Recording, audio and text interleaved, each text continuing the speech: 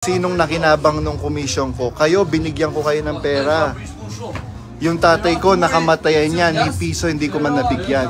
Tapos pinagsisiraan niyo ako. Okay lang yun. Okay lang yun. Okay lang yun.